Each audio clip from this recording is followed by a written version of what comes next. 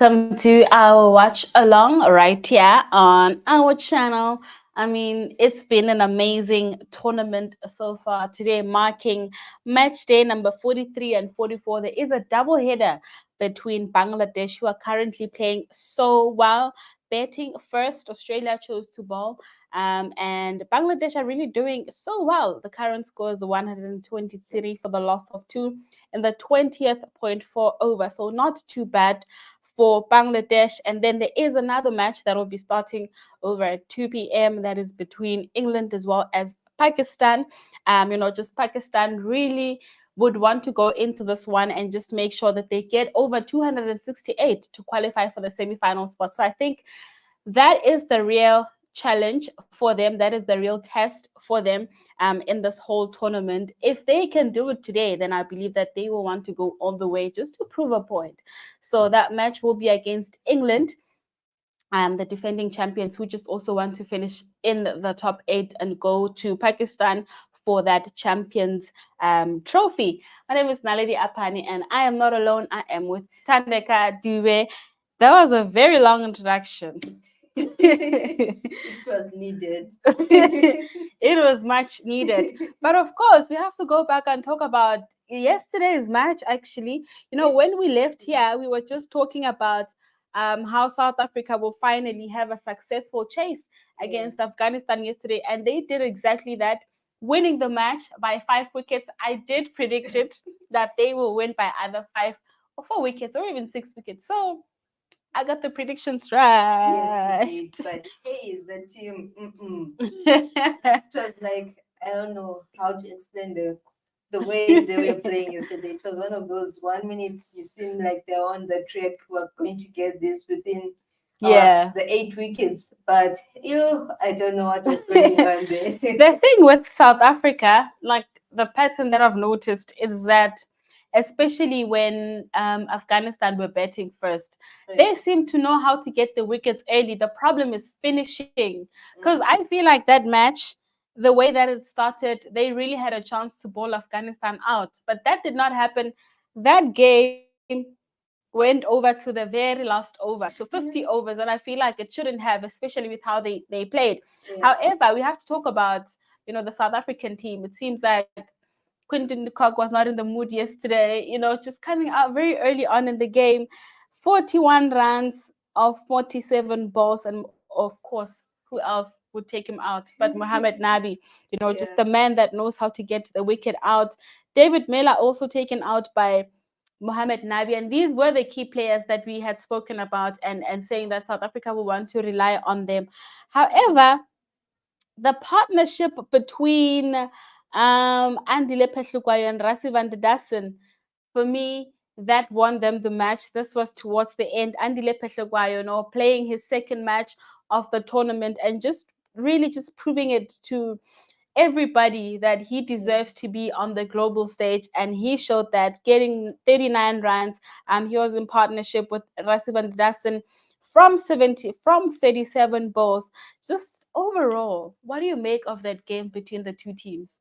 I just loved the way, as much as they were struggling, they were just working on the partnership, because based on the partnership stats I'm seeing here, they were all rotating. Everyone was just contributing something towards those scores to be at the part. Yeah. But one thing I realized is that it only took the partnership of Andile Pehlukwayo and Rassie just to save South Africa, because otherwise the way they were just going, Yeah. that was so painful to watch. That was really painful to watch. And I remember, just towards the end, they needed like 40 something balls from 49, 40 something runs from 40 something runs. So that's how close like it was. And towards the end, Rassie van der Dussen was just hitting those fours and those sixes, and really that's what saved them this time around. But you're looking at the likes of Quinton de Kock, you're looking at Themba Bavuma, who we're going to speak about in a moment. You're looking at the likes of Aiden Markram and David Miller. These are the key players for South Africa. They know how to score, half centuries. They know how to score centuries if they are in the mood. But really, yesterday was just a different ball game for them. Definitely, because like what we are saying, we're just depending so much on those key players. But look what Angela did. He actually scored 3 sixes, Yeah. of which everyone else was just struggling besides Quinton. That's pretty much his main thing, really. That you just go big and then you go home. And then a 1-4. So it was just that lifesaver they needed. And then as for Quinton, Jacob, what I noticed that if South Africa bats first, he's still fresh, he's able to play longer compared to if they're chasing, who just spent the whole day being bent, keeping doing the squats and everything. So by the time he plays in the second innings, he is He's just no longer minimum. in it. He doesn't have that energy anymore. He's just drained. He's just doing it for the sake of survival. He has no choice. But I feel it's the same with everyone else, considering they'll be fielding along the areas. But that venue, it was very hot yesterday, Yeah, no. especially in the afternoon. That's when it was at the peak, really. So definitely they're going to be cooked, and I'm sure they're also saying to themselves, this is not the match to lose right now. Otherwise, their confidence was just going to go down. But the fact that they managed to bowl them out on that last ball, at least it gives them that confidence that we managed to bowl them out as much as the overs had gone, which is not good enough. But the fact that they achieved their goal and they won the game as well, that was a learning point. But the fact that Temba ended up getting injured, the hamstring there towards semifinals, I don't know. There is it for real, or it's just a psychological thing so that he I doesn't mean, play during the semis. yeah, I mean, it is a real thing because we also just saw how he was just running, trying to make those runs. It really Yeah, looked like, yeah, it was a he was bad in pain. injury. He was in pain. But, just again, not reaching 50 runs as we would have anticipated for him to do so just before heading into the semifinals. But I think that if he's not opening, obviously, if he's not playing the semifinals, and maybe if they make it to the final, I don't think he's also going to be available for that. But we will see. Um, of course, for Afghanistan, there's also been key players for them. You're looking at Ashmatullah Omazai with 97 runs, the highest scored so far for that team in yesterday's match. And you're also just looking at, Gerald Coetzee, the man for South Africa, who was just getting those wickets for South Africa. And in a post-match interview, he just spoke about how much he loves taking those wickets. And now this is a man who was just, hasn't really also been playing as much. Remember, they took out Shamsi as well as Janssen to bring him in. So again, just like Andile Pehlekwayo, you're given a chance and you run with it. He did the very same thing. So I think he should start again in the semifinals. Definitely, if they're saying that these people they just added in, thinking that they were just replacement for the time being and they were performing like this, I think the coach will feel under pressure to say, okay, for the semifinals, who am I going to choose? But I'm just proud of them of the way they played yesterday, the hard work they just put in to show that they also deserve a chance to be like part of the team, and they were given that part, and they had to prove themselves that this wasn't a mistake, that they were selected to come and play and taking those wickets. That was just mind blowing. And you're talking about Asma Tula Ozil. He was the only person really in that tournament, in that match. He had a 97 runs compared to what we Yeah. have expect from the openers from both ends, that they would have over 50 runs or a century, but he just stood out there, made sure he played his best, came out to the 97. Then, even if you look at SA, you realize it's almost the middle or Yeah. tail ender. Those are the ones who had higher scores. Mm. So it shows that now everyone really has a role to play in the team. And it's so beautiful to just see everybody now coming to the party. And, like we are speaking about the players who were not initially, selected, like Andile Pehlokwayo. He was not initially in the squad that was selected for the World Cup. Then he comes in, not only does he, perform at the very best in the last dying minutes of that match, he also caught some wickets. So, which is a really good one for him. However, for Kagiso Rabada, I don't think that's a game that he would like to remember, because he really missed out on a chance to just get that final and the 100th ODI wickets to just make history for himself, especially on his 100th ODI appearance. So I think that would have been, a great one for him. But overall, I think South Africa really have silenced a lot of people who doubted their chasing game. And if they happen to be chasing again against Australia in the semi-finals, I think it's going to be interesting, how that match turns out. But that will be determined by how Australia chases as well today against Bangladesh, because it seems like Bangladesh are just on a roll. And Australia, obviously, without their main man who got them so much, in the last match in Glenn Maxwell. So I think today, more than anything, like it was yesterday for South Africa, sort of like a practice match for the final, it is the same thing for Australia today. It is a practice match for the semi-final. However, for Bangladesh, they are playing for the top 8 spots. So they just really want to find themselves in the top 8. So that's when they will try to cause, that upset and just want to beat Australia in this one.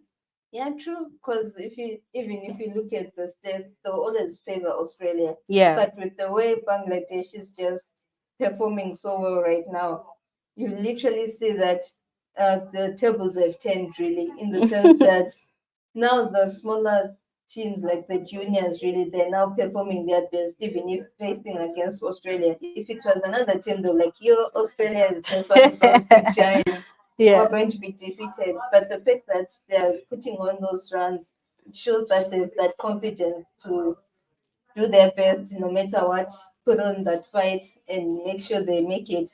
As much as Australia, they know that they've made it to the semis already. They are just like what you're saying, practicing like what SA did yesterday. But I was just thinking when we were commenting about SA, the fact that they've cemented it, it was more of like even if they do, I think they still need that confidence because the cover of loose balls here and there. So if they just have to continue working on it, sure, they would literally go a long way. And as for Katli, so I think it was the problem of if Afghanistan studying the estate team very well, knowing that literally they'll just rely on him and Lungi. So those were the main targets. And then the other ones are the ones who didn't even pitch up, like were replaced by Angile and of course Sensi. Yeah. So those were the main top 4 they thought SA was just going to bring out. Then they just changed the game plan. So I think even for the SA, I mean for the semis, if they do the same thing now, they'll learn that they need to study the whole squad because you never know who's going to come in. So that's where the analysis should come in as well. And for here, I'm with the team Tigers, the Bangladesh, as much as it's going to be a tough one. Yeah, absolutely. We just need to fight for that spot in the top 8. And you're speaking about how teams wouldn't know how to prepare for South Africa's next match because of what was done, the rotation of players. You're bringing in the Andile Pehlekwa, he does really well. Now the team Australia, of course, in the semi-finals will be just trying to figure out how everybody plays, because now you can't just say I'm looking at Andile Pehlekwa and how he played. You also need to check how Marco Jansen, because just in case he comes back into the starting 11, and when you already did your thing with your studies with Andile Pehlekwa, you're also looking at the Shamsi, who was not in, could potentially come back, but overall, I guess like the point of all of this is just rotation is also important, because you're resting a Marco Jansen and you're bringing in Andile Pehlekwa, who also gets the job done like Marco Jansen, a Gerald Coetzee, who also knows how to do what Marco Jansen does, which is getting those wickets. So I think it's just going to be interesting, honestly. I think we've gotten to see the depth within the South African team in that way. And I don't know how Australia is going to prepare for that match against them in the semi-final. I think for me, that's one match to look forward to, because this match, or that match rather, could go either way. Definitely, because if you are seeing how they're being hit right now by Bangladesh. They're currently on 155 for two Mm, in mm. 24.5 overs by Oh, Bangladesh. What more South sure. Africa? And they just give them that leeway of saying, you guys bet first. That would be the biggest mistake unless they say, Yeah. okay, chase us then.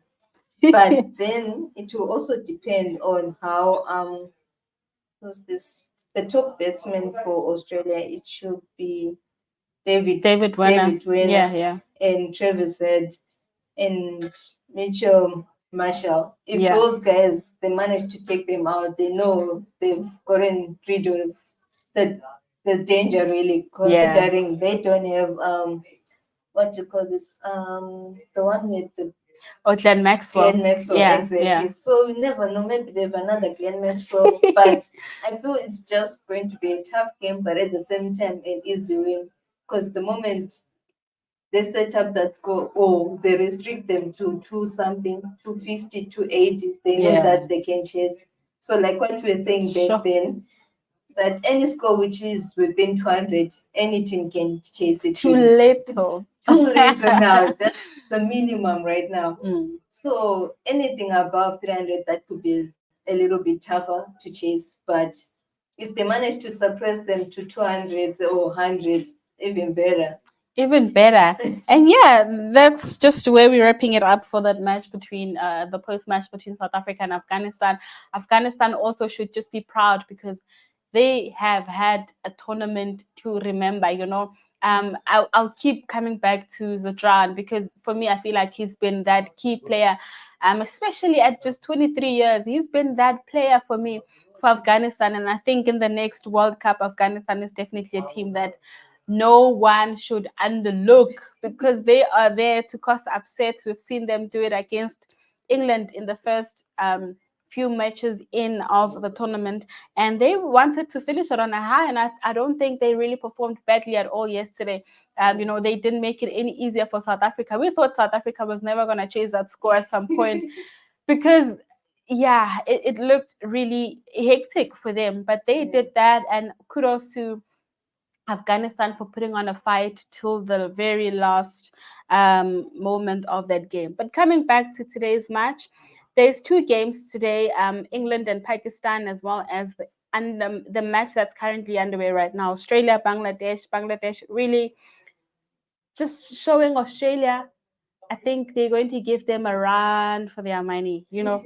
So Australia, of course, already qualified for the semi-final spot.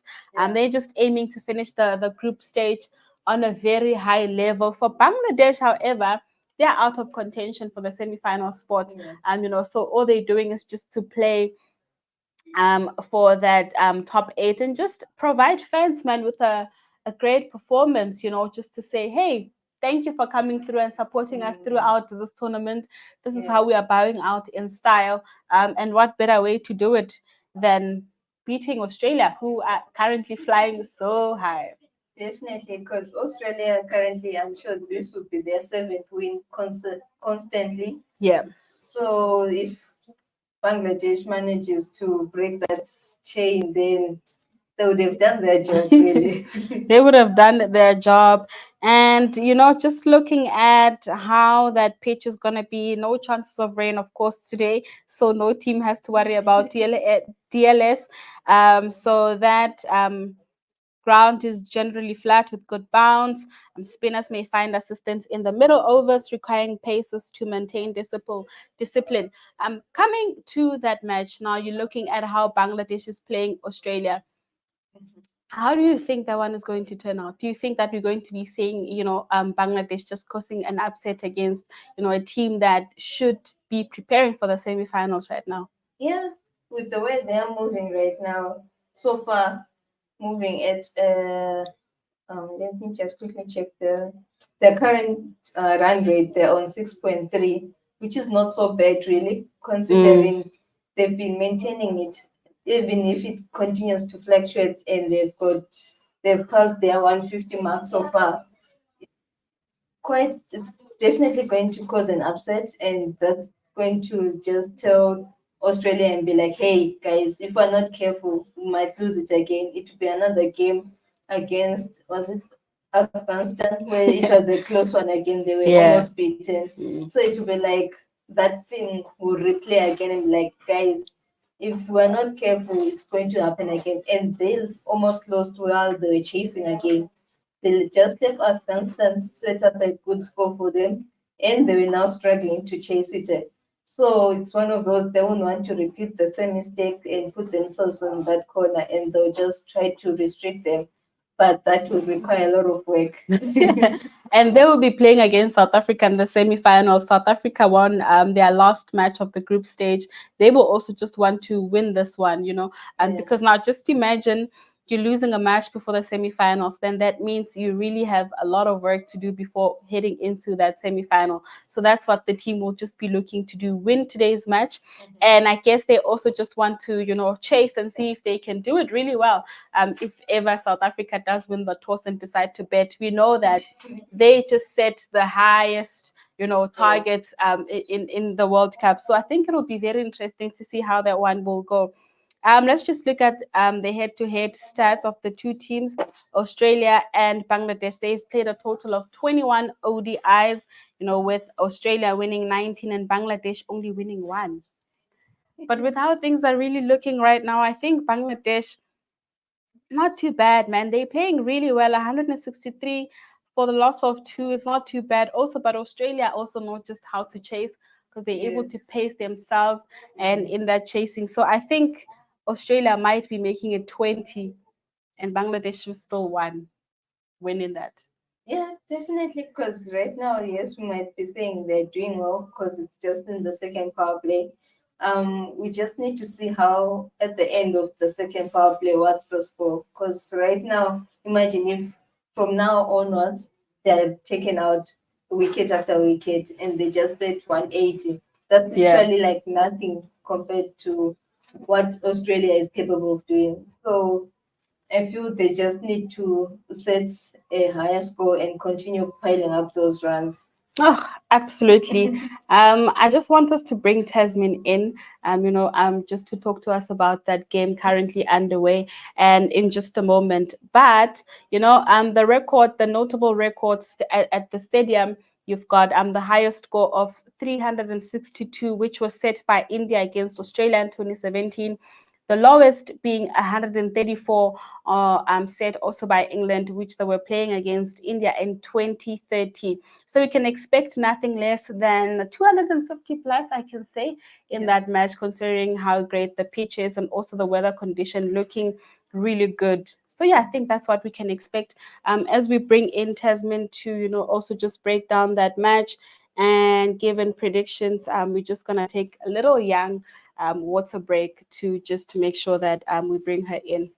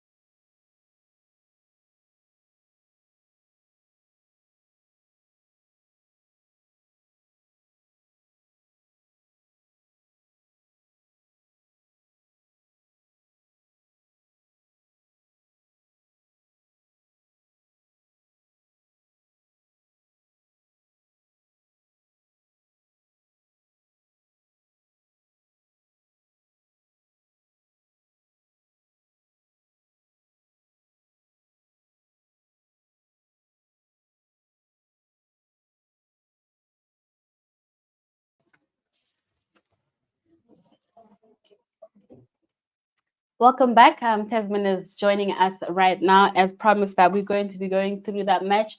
It is Australia up against Bangladesh. Bangladesh not really playing so bad so far. Tasman, thank you so much for joining us. How are you I'm good, thanks. doing? How are you? We are good. Are you good? Amazing. No, we're good. We're good. Let's talk about the match currently underway. Bangladesh 168 for the loss of two in 27.2 overs. I think that's a great start for them. You know, that's how you start the bet, and that's how you do actually when you decide to bet first. You go in hard, and I think it's really not too bad. They're trying to go in hard, but Australia, of course, they know how to chase. We've seen what they did against how well they did in their last match against who are they playing when Glenn Maxwell did the wonders in their previous match. So obviously they are without Glenn Maxwell today, but will they be able to chase whatever score that Bangladesh does set today? Yeah, I think it's definitely gonna mean a big difference for them not having Maxwell in the middle order as well today, and I think they wouldn't want to lose wickets against Bangladesh early enough. Yeah. But we do know Bangladesh hasn't been bowling the best in the power plays right now as well, so they might be safe. Warner, Travis Head. We've seen what Travis Head is capable of. We know what David Warner is capable of. So I think Bangladesh should want to definitely set a big total, but they're definitely off to a great start for me as well. They haven't exactly scored much sixes. That'll tell you that they're not out there forcing things. But if it comes in their hitting zone, they're willing to hit it hard on the ground. They're playing a zero risk innings right now, which is what's really important. And the reconstruction for me is being key for them. They had a great big opening partnership of 76 runs, and obviously they lost a quick wicket of Linton Das straight after that. But good comeback between Najmal Shanto as well as Towed Haji. Their partnership's currently with 63 runs now. So it's all about the reconstruction and accumulation. Reconstruction and accumulation. When you pass the accumulation stage, then you have the explosion stage. And I think this partnership definitely has that potential as well. It's about time as well. It's good to see Shanto getting some runs under his belt. Yeah. We've been waiting on this moment from him as well. So it's a good innings, and what a great time for it to come up as well. Definitely. And of course, Bangladesh, there isn't much to play for, but obviously a spot in the top eight. So I don't think the matches remaining really are making any difference. However, for Pakistan, they will be making a very huge difference because they're just looking to set a score of 268 or 69 in order for them to just sneak into the semi-final spot. What are the possibilities of that happening? It would mean Pakistan scoring anywhere near 400. Yeah. And bowling England out for about nothing over 136. What's the possibility of that happening? Yeah, and that's sitting in a deja vu place for them as well. They've faced similar situations before, chasing up the tail of New Zealand and needing to beat Bangladesh by a certain extreme margin a couple of World Cups ago and not being able to get there. It's a big ask, but if you listen to Baba Azam's interview recently, he said that they have nothing but hope to hold on to, and that's what they'll go into the game later today considering on their side. And he says they're not going to lose. They're not going to throw in the towel. I was actually listening to the same press conference. I'm saying that they will fight, till the last minute. And I believe that's exactly what they're going to do. But you mentioned that they're going to have to bowl everybody out. With the England that we've seen, in the last match, they're just looking to bow out of this tournament with pride, like you would say. So I don't think they'll be making it any easier for Pakistan at all. No, not at all.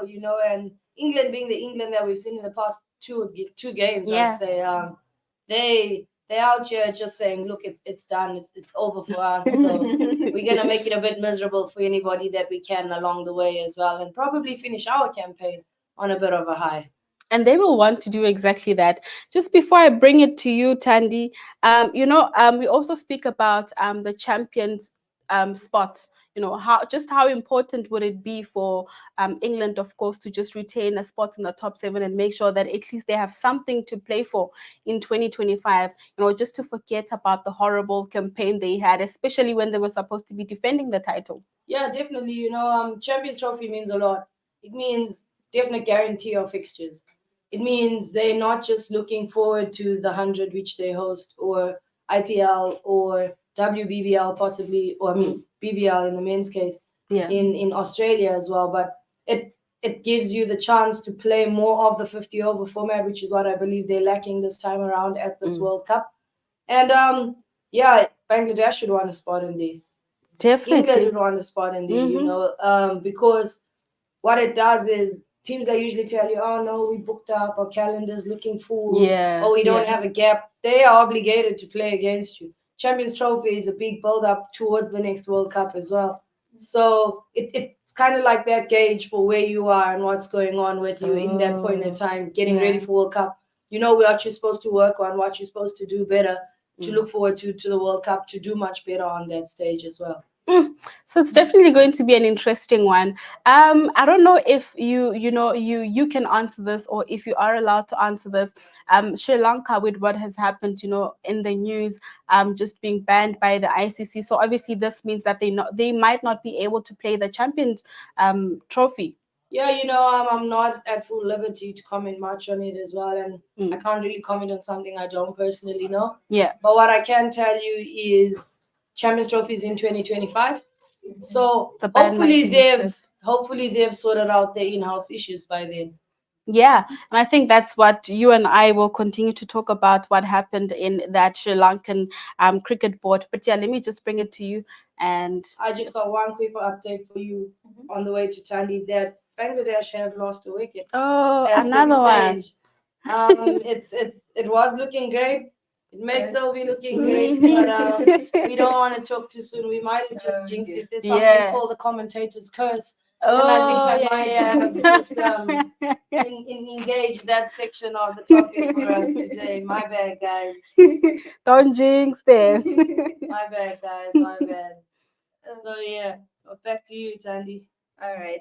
Just taking you back to yesterday's game, Afghanistan versus SA. That one was the one painful game to watch, especially if you're supporting SA, in the sense that you had so much hope. 1 minute were okay in terms of the run rate, right? But then all of a sudden they're just underperforming. What would you say about that kind of a game? Yeah, South Africa, gosh, it's like blood pressure for rugby, blood pressure for cricket. Like, I think they're out here just to test the health assurances of any supporters right now, regardless of the sporting conduct. Oh, definitely. They're making sure if you haven't been to see your doctor in a while, you know that they're going to make sure you go see your doctor. Yeah, you have But to. maybe there's some underlying checkups you've been missing out on, some regular pre-scheduled checkups you keep putting aside, saying, oh no, I haven't had a toothache in a while. Yeah. Oh no, There's no need to it's a go. sore head, I'll just take some painkillers and move on. It's just a headache. But they're making sure you end up at the doctor. They're making sure that you don't skip it. That's all I'm gonna leave it at with South Africa. I don't want to say it's this cloud of not being able to chase following them. I don't wanna put a title to it, to be honest with you, because commentators curse. I don't want to be that guy at the end of the day. So I'm just gonna say, very, very, very, very well played by Rassie van der Dussen. And he's a typical example of what we've been saying of the South Africa that used to choke. There's a new squad, it's new players. These are the new players, showing you that it doesn't matter what the guys before me have actually done. I know what my job is. I think very well played by Andile Petrubayo. I seen him walking in yesterday and I was like, that's what we're banking on. That's what happened to oh girl. I sat in the lounge and I said to you, this is why you do not drop the likes of great all-rounders like Marcus Janssen in the squad. Yeah. And I was thinking, oh, this guy. Are we eating humble pie? Then I seen him hit a big, clean 6 straight down the ground. I was like, nah, he got How this. brilliant was that? Like, he got, my just goodness. maybe he got this. You know what I mean? And I think it's great from him, being given the opportunity. He hasn't had much chance to play. Second game. Yeah, being given the opportunity, and he raised his hand. He's like, it's all good, I'll take this. Because clearly all you guys have pressure of chasing. I'm going to show you guys how it's done. Rassie's been out here, Rassie's got it going. So I'm going to show you guys that, no, Rassie and I got this. If you guys got stressed about the situation, just wait there. Let us handle it. Just wait there. We got this. We're coming back. We'll come back when the game is done. Just stay there. We got there. Just stay there. We got that. Because that game actually got me thinking. I was like, okay, so if SA is struggling like this with Afghanistan and it's just a group stage, what are they going to see or survive the same, in the sense that they are thrown in the same situation they have to chase? And Australia, they know that they are no nonsense people. They are not very loose compared to Afghanistan. So I'll have you know that there's a very big ongoing rivalry between Australia and South Africa in the semifinals. Yeah. That's where the whole choking syndrome came from. Yeah. It's literally always against Australia that they seem to freak in the semifinals. Yeah. But a part of me, and we had Paul on our show, Paul Wilson this morning, I think it is. Part of us actually believe this is the year that Australia just might get a shocking from South Africa. You think so? But I take nothing away. You know, maybe you say it's because, you know, if they're looking shaky against Afghanistan, one thing you must understand is Afghanistan's got one of the most attacking spin bowling attacks right now, as well as one of the most economical spin bowling attacks right now in this World Cup, ahead of New Zealand. They're the only team that have the ability to field 4 spinners. Yeah. The only team.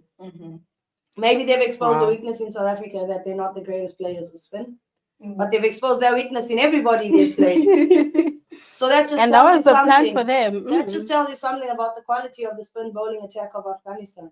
Great to see Rashid Khan come back to the party. Oh, in the last day of the coming. tournament. It's been a long time coming for me, this tournament. You know, like, he's been missing in action. But he bowled like a star yesterday. I enjoyed watching him beating the edge.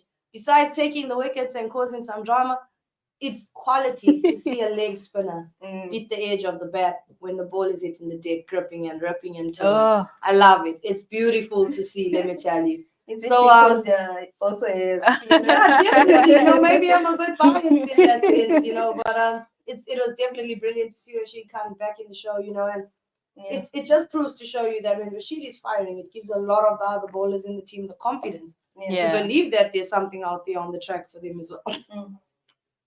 It's good to see as well, you know, in their last game they now have Ramanullah Garbaz breaking into the top 10 of the current highest batting scorers.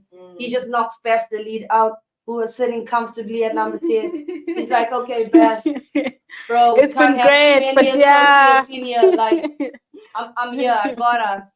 I know you had us for like the But past 3 games of the tournament. But I'll like, do the rest. I got us. You know what I mean? So definitely great. I love to see associate nations booming. I love to see them breaking into places nobody thought they'd even be existing. I love to see them in foreign territory. Hence the reason why I love to see Madhushanka at the top of the bowling rankings. But it looks like Adam Zampa's causing a bit of trouble today. He might find himself back at the top. But I mean, Madhushanka would have also just done well for Sri Lanka, especially considering everything that is happening. So whether they remove him from the being the first one on the table, he's still in the top 10. He will finish in the top 5. Absolutely, I believe that. That's if, you know, Mohammad Shami really doesn't do what he does best, you know, in the semis and in the final. So it just goes to show that there is too much competition, especially towards the end of the tournament. Definitely. I'm all for it. And you know, it's good when people think we're playing Afghanistan, it's a guaranteed 2 points. We're playing Netherlands, it's a guaranteed 2 points. And then they walk away with like their tails between their legs. Like, I love it. I love the upsets. And I love the upsets and the close nail biters, especially when it's coming from an associate nation member team. Like, give those guys a better chance. They're worthy of your time. You know what I mean? Like, these guys are out here showing you. Not only are we worthy of your time, but we'll humble you. Oh, and they will definitely humble you. Who would have thought that Afghanistan will humble the defending champions so early on in the tournament? I wouldn't have thought that would happen, but yeah, it did happen. And which teams would you say were the associates? Like, maybe you could share with our viewers here, like in this World Cup tournament, like who? So your associate nations are basically the teams that came through the qualifying stage. Okay. That being Sri Lanka, Netherlands, and Afghanistan. Well, Afghanistan associate members, because they too as well do not have test playing status. Okay. They then fall into the associate nations members. Them and Netherlands don't have test playing status. Yeah. Sri Lanka was considered in that bar of players. They have test playing status, but the fact that they came through qualifiers, they were ranked as a team of Sri Lanka. You know. Okay. It's just Sri Lanka. After cleaning everyone in Zimbabwe. Definitely. So yeah, you know, still a few things to look forward to in today's game. You know, there's still Mendy Hassan Mirazi Yeah. Good to see him with ball in hand today, what he can do. He's currently got his career best figures for this World Cup, being 3 for 25.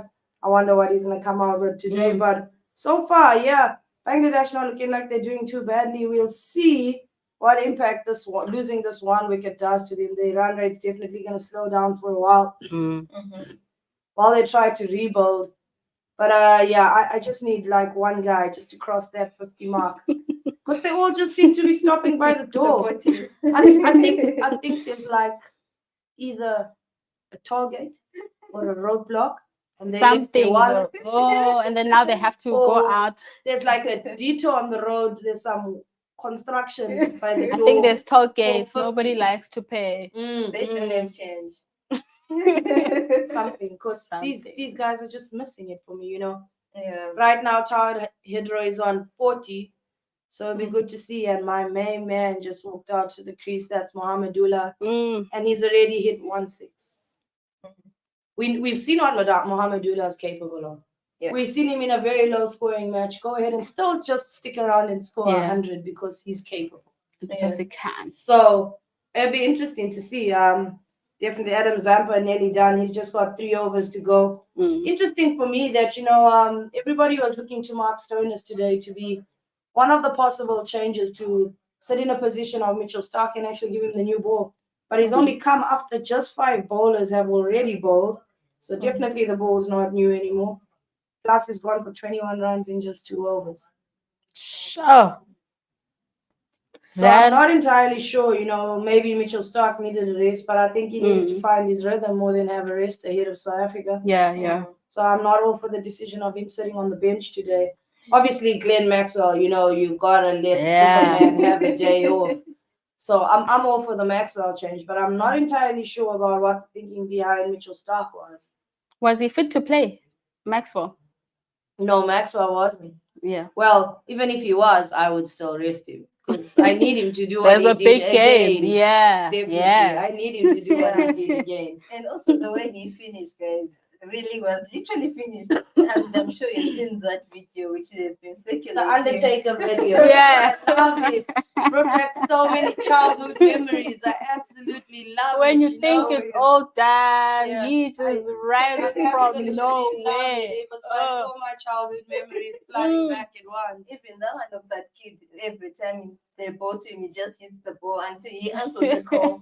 Just hitting the ball. Really, I haven't seen it. You need to tag me in it. We must post these videos actually. So that they can see what you're talking about. Definitely. We're gonna find these, dig them up, and share them to our channel as well. Definitely. So you guys have a really great idea of what's going on out here in this world.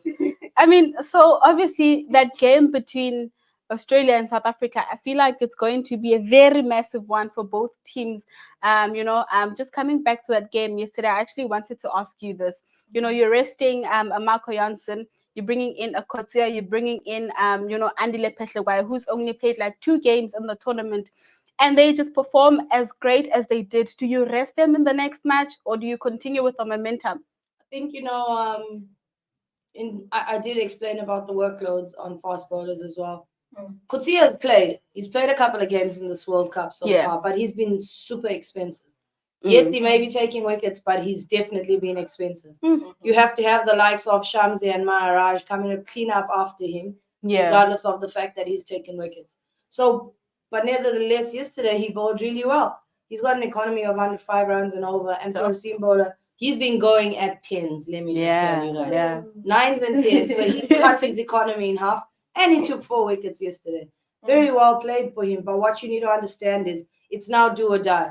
Yeah. The reason why they can give Phehlukwayo a game, and the reason why they can give Coetzee a game and rest the likes of Marcus Jansen as well on the bench is because they trust their team that much.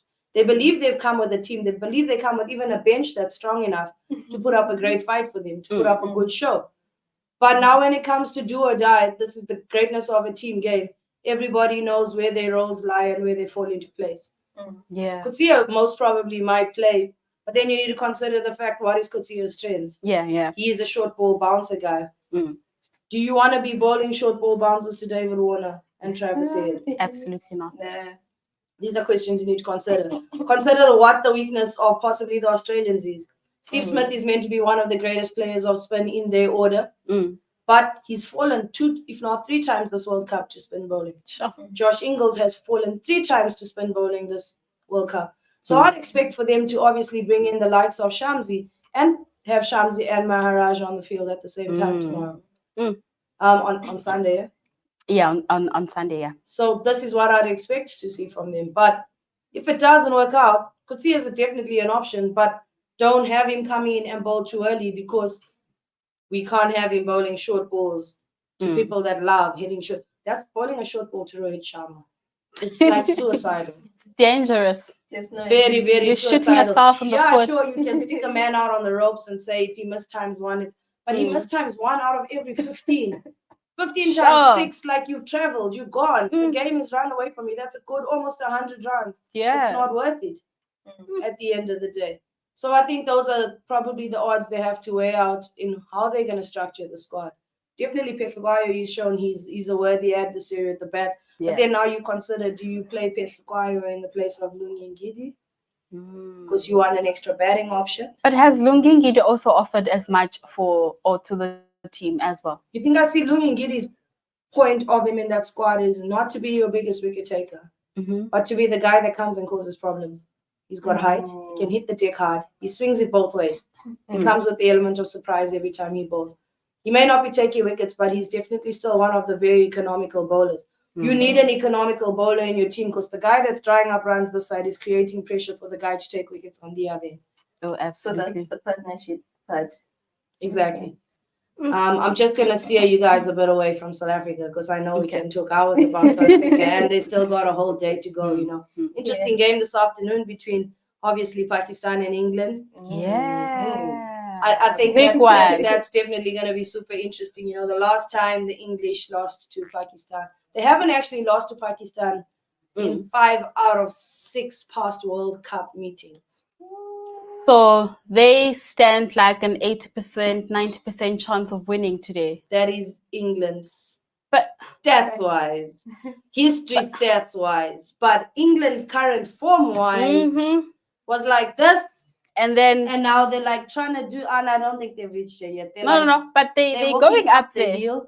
Okay. But maybe Pakistan's hill's not straight, and it's like so it'll be interesting to know and see what happens. You know, Pakistan hasn't played the worst cricket ever this World Cup. Yeah, maybe they haven't been firing on all cylinders. You know, I put that in the likes in the hands of Baba. Baba hasn't really come to the show for his squad. There's just something about these guys wanting to come to the show on the last day. And you're like, it is so you know, over. Fakhar Zaman as well. Like, he had a brilliant innings against New Zealand. Oh, he's the reason that the rain was like, take a bow, bro. Don't worry. That's it. We got you. We got you. Literally. We got you. So yeah, you know, once he gets off and once he gets firing, he's definitely someone to have a lookout for, you know, Fakhar Zaman. And Baba needs to come to the party. We've seen that we're no more gonna call him Zim Baba if he keeps doing what he's doing. We'll take the name back, let me tell you. Why do you guys call him that? The fans back home call him Zim Baba because he came to Zimbabwe once and he scored 3 consecutive hundreds against us. Oh wow. So he has the potential to be destructive. He is a monster given the time and day and the form in the right class and caliber, but we're gonna take our name back. Today is that day, you know, whereby he just has to show up. If he doesn't, we are taking our name back. That's all I'm telling you. I will post it across all my social media platforms that we are no longer calling him Zimbabwe. We're done with that. We're done with that. So super interesting game this afternoon. You know, interesting to see if Shaheen Shah Afridi can come cause a bit of drama. Spinners as well. You know, you take nothing away from Pakistan spinners as well. They've been great. I think the likes of Adil Rashid, Moeen Ali for England as well. You know, we've seen Dawid Malan get off to a lot of starts, but he hasn't had much support in terms of the English batting. So I'd like to see Joe Root or Josh Butler, you know, just try and support Dawid Malan at the top of the order. Like, Josh Butler, surely, you know, he favors his odds against Pakistan, you know. Outside his regular career, he averages just under the 60s, but just under the 40s, actually. But Against Pakistan, he's averaging high 60s, 70s with a strike rate of over 112. So he favors his odds against Pakistan. So maybe today is the day Josh Bartlett gets the world off his case. How great would that be for him? I think it would be spectacular. Oh, that would be so marvelous. I mean, obviously, there's also like milestones, personal milestones. You know, looking at Baba Azam, Zimbabwe. You know, he just needs 52 runs to make it 13,000 runs in ODI. So obviously, he will want to come to the party today and just make sure that if they don't make it, you know, out or through to the semifinals, he has something to show, you know, for this campaign, and just make it at 13,000 international runs. You also have Mohammed Rizwan as well, who needs 239. Okay, that's a lot to reach like 6,000 runs. But just, you know. But what a milestone to reach 600, to reach 6,000. Yeah. That means he's already crossed the 5,000 run mark. You have Which guys chasing the 4,000 run. Yeah. So that already tells you that he's got the potential to be that guy.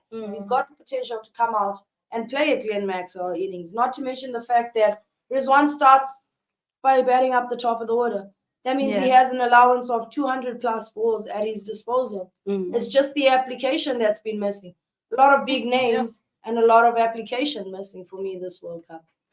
You know, I'm just sitting here thinking about, you know, how crazy it would be today should Pakistan really win that match today, and by over 100, 400, like you said, they need.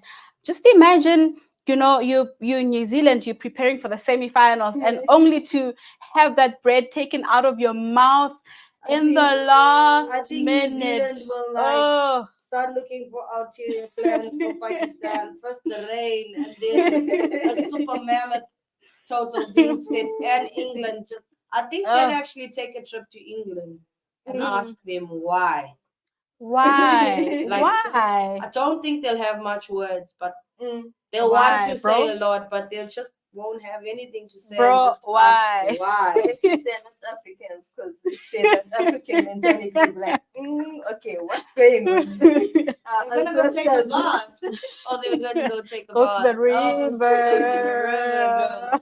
Go to the river. I'm sure it'll be one of those. We can't be losing so much sport because of this one team. Just what's Pakistan. going on? But you know what they could also do? You just go to Pakistan, humble yourself, guys. What did we do against you? Like, what did we ever do to you guys? And also, they would just want, you know, some luck. I mean, Pakistan really just, I believe sometimes it could be luck. I mean, luck also does play a role in sports. I personally don't believe there's something called luck, unfortunately.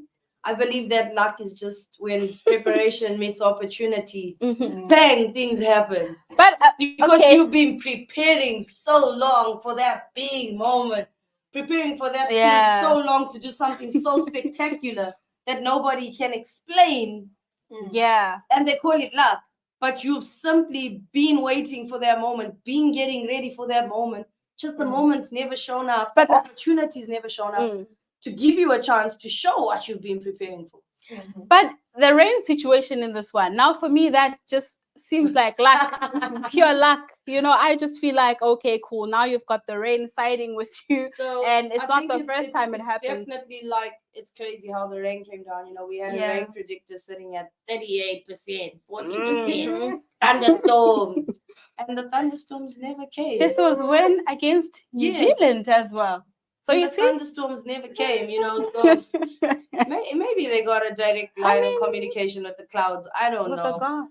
But yeah, Trade the same thing Pakistan against Sri Lanka. Yeah, where they were hoping that maybe the rain might come and save them. And they were prepared. Okay, they were prepared for the fact nothing that the came. rain may come. Now just and the whole day, no rain. Like, I can remember going through the commentary section on ESPN Cricket because we were stuck in studio, and I'm seeing play going on, drinks, play going on, lunch, play going on, second drinks. There's no rain in sight. Then a change of innings. Can't remember who it was. One of the commentators, you know, because they like be typing out their thoughts straight in. Yeah. He's like, "Well, ladies and gentlemen, innings break. What? This is the score, and the rain. ... Still no rain. Oh. Guys. It's like he knew we were watching the whole day, waiting to see the Waiting for an rain. update. Yeah. So if you're New Zealand in this case, you just gotta go to Pakistan and really just find out how do you guys do it? How do Yeah. you guys always find a way to do this against us? That for me would be the upset of the they season. might just like want to ask for the number. Yeah, give us the person you guys go to. We'll go and consult. Like, no, like we just want to call him and say thanks, bro. Like, you guys nearly caused us a mild stroke and a heart attack. Mm. But thanks, bro. And I think it was also a great time for, Faka Zaman to come and find Yeah. his feet. Mm. It's never easy going through a tournament with the weight of expectation on your shoulder, the likes of Steve Smith right now, Charles Bartley in today's games, like going through the game, and a lot of people are eyes are pointing at you, Joe Root. Like, we keep even forgetting that he's Joe in Root. this World Cup. Like, we're not even sure if he's here, if he's arrived, or we Is he haven't still seen coming? or heard of Joe Yeah. Root this World Cup, But we It's- only heard of him when he was catching those amazing catches, fielding only. See what I Nothing mean? else. Like, Nothing much. He was the Superman of the fielding. it's one of those things where I think the pressure of the weight of the name you've built for yourself carries over. And this is a World Cup. Ooh. This is not a home series. This is not an away Oh, wow. series. This is the World Cup. When it comes down to the World Cup, people have a write-up of you. Each individual, who to look out for, what to look out for about the individual. So it may be the pressure. Yeah. It may be whatever chaos is happening within the English And the board pressure right that now. he's not even bringing to himself.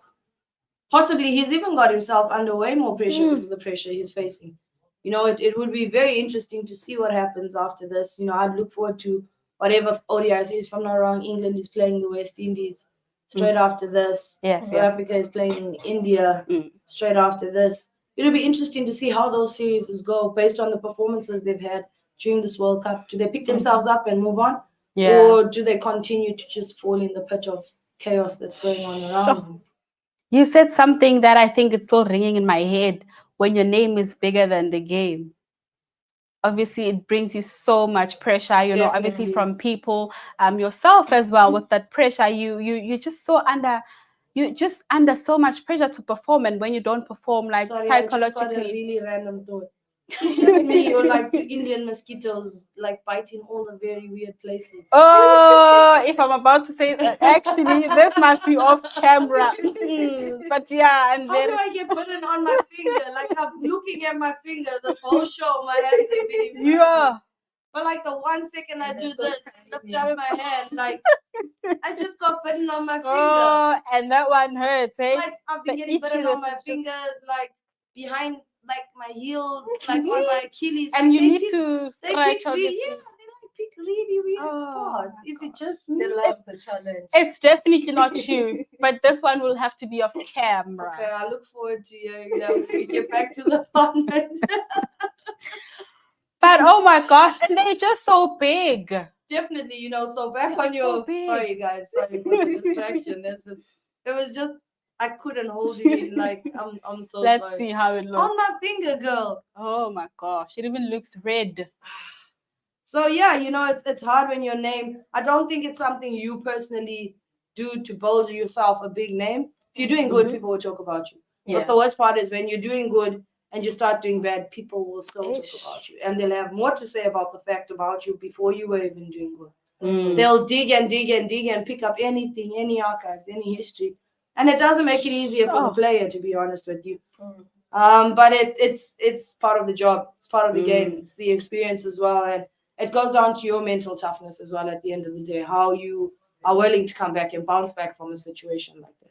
Have you ever been through that? Like, I'm just so interested because I know that cricket players or like athletes as a whole, you guys go through a lot, especially with the media, just people twisting your stories and, just trying to make it seem like you said things that you did not say. And obviously that affects your mental well-being as well. Have you ever been through something like that? Yeah, I hope not anyone that should be listening to this is listening to this, but I personally don't do journalists. Yeah. Like, given the option to even have an interview and say so and so wants to talk to you. I recently coached a a team from Zimbabwe that came to the Street Child Cricket World Cup Foundation. It's a non-profit organization. Yeah. They're basically just working to use different sports, to get kids off the streets and into proper living conditions, a decent meal, Yeah. And any questions, I was the head coach of that team, and any questions that used to come, I used to say, yeah, sure. See me at 9. Then you know what I do at 9? I send my assistant coach. Oh, yeah. Then they're like, your assistant coach came through, but we didn't get a chance to. I said, okay, I'll meet you at 11. Send somebody else. Then I send my manager. Like, just personal experience with the media. It's not always that you'll meet people that are out there to twist the story, but there's people that come asking questions with their own ulterior motives. Yeah. Just looking for you to say one thing to be able to adapt it to whatever they're trying to say. So I don't know how I ended up doing the same job. I'm hoping I'm not out here distorting anything that anyone's trying to say out here. But I speak this past month, working on the World Cup. I speak with that in mind. To say I've stood in the shoes of the players. Yeah. I'm not out here trying to make anybody sound bad. I'm not out here trying to speak about things that are irrelevant to things they themselves are saying. Because I know the impact it has. I know the negative effect it has on the mind as well.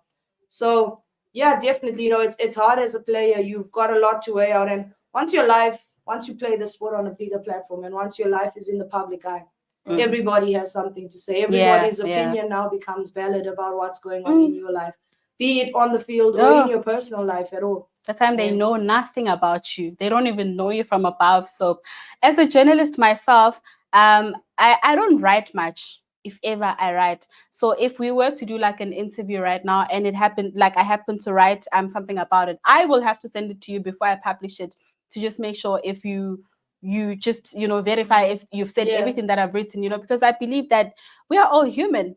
So some journalists, unfortunately, they just want to sell. They just want to, I believe that when you write something that trends, it makes you look good in a way. So they do that at the expense of players and everybody else. So we are not all the same. No, that's good to hear. Very good to hear. But I will continue my evasive tactics for as long as I possibly can. That's for sure. So just a quick update on the game for you. Bangladesh have crossed the 200 mark. They got a solid partnership going right now between Mohamedullah and Tawad Hidroy. Oh, I'm scared to do this again. Just in case. But I know they got this. They're currently on 43 runs of just 44 balls. You guys should Google it. It's called the commentator's curse. They'll be talking like they'll be Let saying. me do it now, actually. It's always mentioned on TV. I like to listen to the commentary on TV, and they'll be saying, "Oh, he's going great. He's just scored 50, hitting clean sixes. He's been hitting them around the park." Then he just, like 2 balls later, happens to shank the ball and get caught. Oh my god. Then you hear the whole commentary box go quiet. And you know how, even though they take the mics away from their mouth, they still be talking in the background. You hear them laughing. Because automatically they're like, that's the commentators. And especially for Toyed is reading on the 45 mark. I'm not.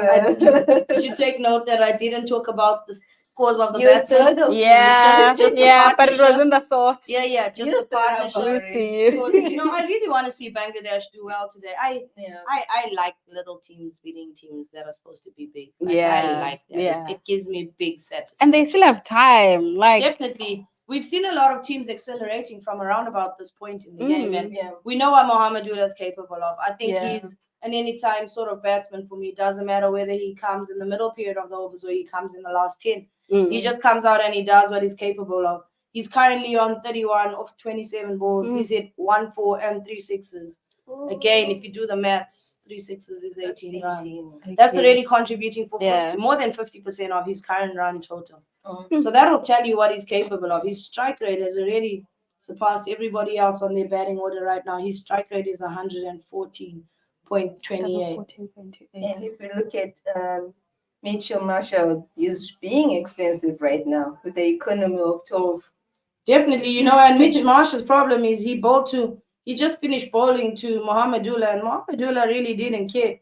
In that over, I think he should have been hit Mitch Marshall's last over, because I'll just be watching commentary most of the time. Mitch Marshall's over, last over to Mohamedullah, he got hit for 2 sixes in that over. I'm just confirming. 31.4, he got hit for 6. And 31.3, he got hit for another 6. So going for 1, 2, that's 12, 13, 14, Oh. 15 runs in that over, courtesy of Mohamedullah. Of course. Oh, wait, 16, 17, 18 runs. 18 runs in Mitch Marsh's last over. That's courtesy of Mohamedullah. And literally, Sure. that all came off the bat of Mohamedullah.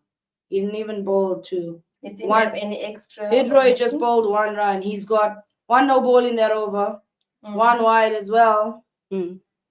But beyond that, it's all off the bat of Mohamedullah. So yeah, he's that explosive player for me. I believe if he sticks around and finds himself maybe in there in the last 10 overs, Yeah. he's just got 5 overs to keep playing his natural game, nudging it around. I think they'd give him the green light. Yeah. More than happy to give him the green light to say, okay, bro, you've stuck around, you pushed the partnership, like you can go, because they still have the likes of Mushfiq Rahim, who should be coming in next. They still have the likes of Mehdi Miraz that's supposed to come in as well. So it's not over for them personally. I believe definitely 300 on the cards based on how they're gonna play out the next 5 overs. Anything you'd like to add to that, Tandy? No, I'm just speechless. Actually, I'm Googling the commentator's curse. It's a real thing.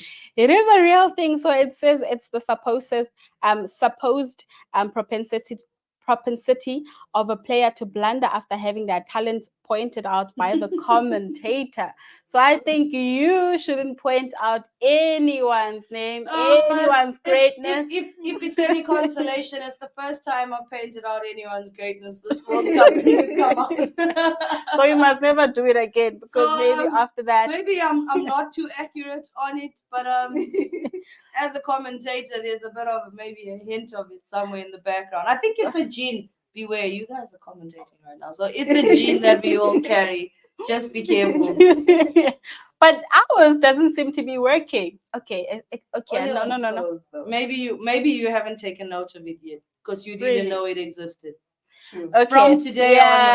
From today onwards, through the next week, and we'll be so conscious of it. Obviously, I'm gonna point it out around the corner. Yeah. I don't think you guys will want to be reading any stats for South Africa in the next absolutely not. Oh yeah, so I definitely, I believe 300 on the cards, 320 just might be good enough if obviously the likes of Taskin Ahmed comes to the show today for them as well. And Mehdi Miraz has been brilliant with the ball for Bangladesh. If they get off to a great start, probably get rid of, as I always say, David Warner first. That's a man you need to take out as early as possible. He can be explosive. He can actually play sensible as well when he finds the need to. But he's just an absolute destructive type of batter. He is the Virat Kohli for Australia at the end of the day. If things are not going right, he can stick around and rebuild. But if things are going right, he's like, I'm going with you. It doesn't matter where you're bowling, what you're bowling, or who's bowling. Like, I got you guys. I got you. So for me, Travis here, definitely big explosive player. He's shown his abilities. He's shown that he can be that big hitter, but probably not as much experience as Warner on this big platform. So maybe not the biggest, greatest part of the big match temperament. So it would definitely be interesting to see what happens if they get rid of Warner early. Yeah. I'm not even worried about it. Like, no offense, but he's just not firing this tournament. And even if he does fire today, for how long is he going to manage to last out there? Yeah. So it'll be interesting to see. I believe once they get rid of one, I was so much waiting for that. If they get it, and I said nothing though, so it's not on me this one. Now Bangladesh has just lost a wicket. They currently find themselves 214 for the loss of 4. Which is still good. It's Danger man gone. Mohamedullah run out. He walks away from the crease with 32 runs with 28 deliveries and a strike rate of 140. With 3 sixes, not too bad. No, not at all. And 1 4. That's really not too bad. But what do you make so far of Australia's bowling? I think a bit on the expensive side today, definitely, that's for sure. You just look at the scorecard. Yeah. Adam Zampa's been brilliant as usual. He's got 1 for 21 and 7. Travis Head, Not sure how he ended up with ball in hand, but he's gone for 6 runs, which is it's about average. But yeah, I'm gonna keep pointing out the fact that everyone thought Mark Stoinis was gonna be a good replacement for Mitchell Stark today, and it's not exactly looking like it's flowing in their court.